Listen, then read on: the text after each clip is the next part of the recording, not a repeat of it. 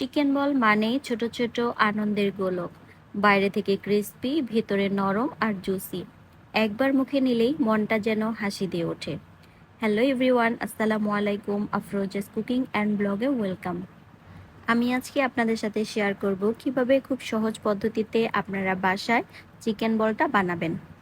আমি প্রথমেই এখানে নিয়েছি হাড় ছাড়া মুরগির বুকের মাংস, সাথে দিয়েছি 2 টেবিল চামচের মতো সয়া সস, 1 টেবিল চামচের মতো টমেটো সস, হাফ চামচের মতো আদা রসুনের পেস্ট, সাথে দিয়েছি পরিমাণ মতো লবণ, সেই সাথে দিয়েছি 2 কাঁচামরিচ এবং এখানে আমি অল্প পরিমাণে নিয়েছি গোলমরিচের গুঁড়ো। এটা আমি কালো গোলমরিচেরটা ব্যবহার করেছি, আপনারা চাইলে সাদা গোলমরিচের গুঁড়ো ব্যবহার করতে পারেন। এখন আমি এর মধ্যে 3 পিস ব্রেড সুন্দর করে ছিঁড়ে দিব আর সাথে দিয়ে দিলাম একটা ডিম। আপনারা ব্রেডের টুকরোগুলো আপনাদের চিকেনের উপর নির্ভর করে নেবেন। এখন আমি সবগুলো উপকরণ একসাথে নিয়ে ব্লেন্ডারে ব্লেন্ড করে নিব। এই তো দেখুন আমার ব্লেন্ড করা হয়ে গেছে। আমি এখানে খুব সুন্দরভাবে একদম মিহিভাবে ব্লেন্ড করে নিয়েছি, যেন ভিতরে কোনো চিকেনের আঁশ না থাকে। এতে করে চিকেন বলগুলো কিন্তু অনেক সুন্দর আসে।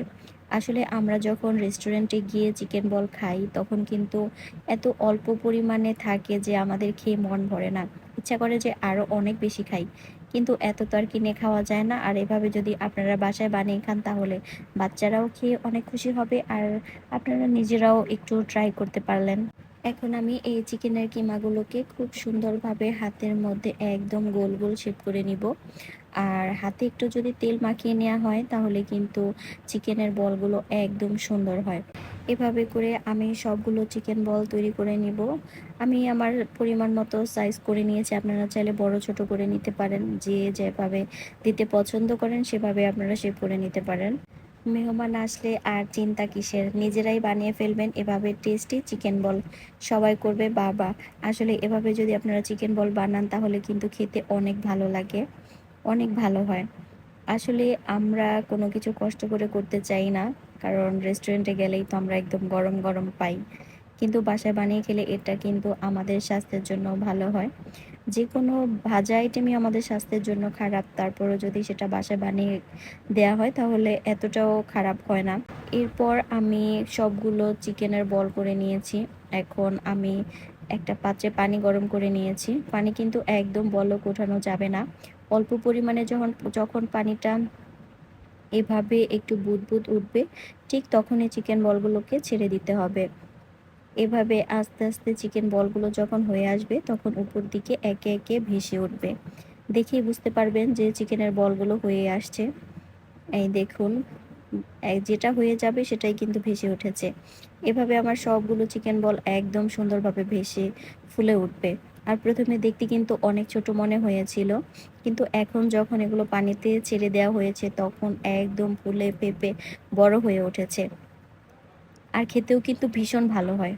এখন আমি একটা চাটনি দিয়ে এগুলো ছেঁকে ওঠাবো।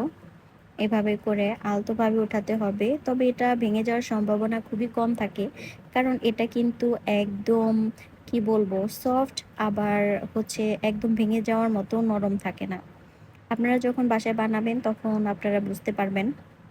এই তো আমি সবগুলো চিকেন বল উঠিয়ে নিয়েছি। এখন এগুলো কিন্তু আপনারা চাইলে ফ্রোজেন করেও রেখে দিতে পারেন। আমি একটা ভেঙে দেখিয়ে দিলাম কেমন হয়েছে।